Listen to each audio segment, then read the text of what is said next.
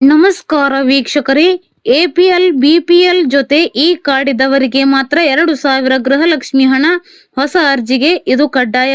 ಗೃಹಲಕ್ಷ್ಮಿ ಯೋಜನೆ ಪರಿಷ್ಕರಣೆ ಪ್ರಕ್ರಿಯೆ ನಡೆದಿದ್ದು ಪ್ರತಿಯೊಬ್ಬ ಫಲಾನುಭವಿಗಳಿಗೂ ಹೊಸ ಅರ್ಜಿ ಕಡ್ಡಾಯವಾಗಿದೆ. ಮುಖ್ಯಮಂತ್ರಿ ಡಿಕೆ ಶಿವಕುಮಾರ್ ಅವರು ಗೃಹಲಕ್ಷ್ಮಿ ಅರ್ಜಿ ಆಹ್ವಾನದ ಕುರಿತು ಬಿಗ್ ಅಪ್ಡೇಟ್ ನೀಡಿದ್ದಾರೆ.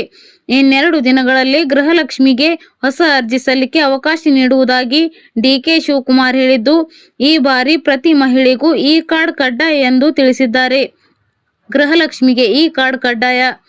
ಆದಾಯ ತೆರಿಗೆದಾರರು, ನಿಧನರಾದವರು, ನಕಲಿ ದಾಖಲೆಗಳನ್ನು ನೀಡಿ ಹಾಗೂ ಒಂದೇ ಕುಟುಂಬದಿಂದ ಒಂದಕ್ಕಿಂತ ಹೆಚ್ಚು ಅರ್ಜಿದಾರರು ಗೃಹಲಕ್ಷ್ಮಿ ಯೋಜನೆಯ ಲಾಭ ಪಡೆಯುತ್ತಿದ್ದಾರೆ ಎಂಬ ದೂರು ಬಂದಿದೆ.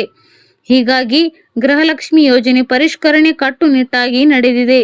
ಇದೀಗ ಗೃಹಲಕ್ಷ್ಮಿಗೆ ಮತದಾರರ ಗುರುತಿನ ಚೀಟಿಯನ್ನು ಸರ್ಕಾರ ಕಡ್ಡಾಯಗೊಳಿಸಿದೆ. ವೋಟು ಹಾಕಲು ಅರ್ಹರಾದವರಿಗೆ ಮಾತ್ರ ಗೃಹಲಕ್ಷ್ಮಿ ಹಣ ತಲುಪಲಿದೆ. ಮತದಾರರ ಗುರುತಿನ ಚೀಟಿ ಇದ್ರೆ ಮಾತ್ರ ಅರ್ಜಿ ಹಾಕಿ. ಮತದಾರರ ಪಟ್ಟಿಯಲ್ಲಿ ಯಾರ ಹೆಸರು ರದ್ದಾಗುತ್ತೆ ಅವರೆಲ್ಲ ಗೃಹಲಕ್ಷ್ಮಿ ಯೋಜನೆಯಿಂದಲೂ ಅನರ್ಹಗೊಳ್ಳಲಿದ್ದಾರೆ. ಎಪಿಎಲ್ ಬಿಪಿಎಲ್ ಕಾರ್ಡ್ ಜತೆಗೆ ಮತದಾರರ ಗುರುತಿನ ಚೀಟಿಯನ್ನು ಹೊಂದಿರಬೇಕು. ಅಂತವರು ಮಾತ್ರವೇ ಗೃಹಲಕ್ಷ್ಮಿ ಯೋಜನೆಯ ಫಲಾನುಭವಿಗಳಾಗಿರುತ್ತಾರೆ. ಒಂದೆರಡು ದಿನಗಳಲ್ಲಿ ಹೊಸ ಅರ್ಜಿಗೆ ಆಹ್ವಾನ.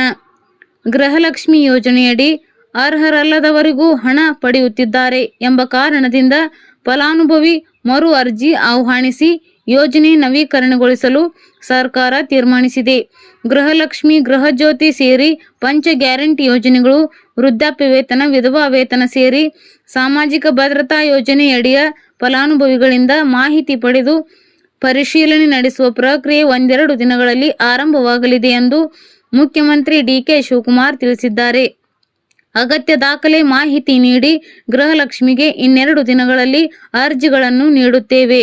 ಸರ್ಕಾರದಿಂದ ನಿಯೋಜಿಸುವ ಪ್ರತಿನಿಧಿಗಳು ಫಲಾನುಭವಿಗಳಿಂದ ಅಗತ್ಯ ದಾಖಲೆ ಮಾಹಿತಿ ಪಡೆದು ಸರ್ಕಾರಕ್ಕೆ ಸಲ್ಲಿಸುತ್ತಾರೆ.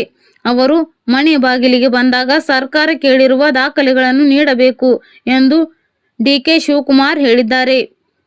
ಅರ್ಹರಿಗೆ ಮಾತ್ರ ಗ್ಯಾರಂಟಿ ಯೋಜನೆ. ಅರ್ಹರಿಗೆ ಮಾತ್ರ ಗ್ಯಾರಂಟಿ ಯೋಜನೆಗಳು ಸಿಗಬೇಕು ಎನ್ನುವುದು ಸರ್ಕಾರದ ಉದ್ದೇಶ. ಸರ್ಕಾರಿ ನೌಕರರು, ತೆರಿಗೆ ಪಾವತಿಸುವವರು ಇವುಗಳ ಸೌಲಭ್ಯ ಪಡೆಯುತ್ತಿದ್ದಾರೆ ಎನ್ನುವ ಮಾಹಿತಿ ಇದೆ. ಮೃತಪಟ್ಟವರ ಖಾತೆಗಳಿಗೂ ಗೃಹಲಕ್ಷ್ಮಿ ಹಣ, ವಸತಿಗೆ ಗೃಹಲಕ್ಷ್ಮಿ ಸಂಪರ್ಕ ಪಡೆದು ವಾಣಿಜ್ಯ ಉದ್ದೇಶಕ್ಕೆ ಬಳಸುತ್ತಿರುವ ಪ್ರಕರಣ ವರದಿಯಾಗಿವೆ ಎಂದಿದ್ದಾರೆ.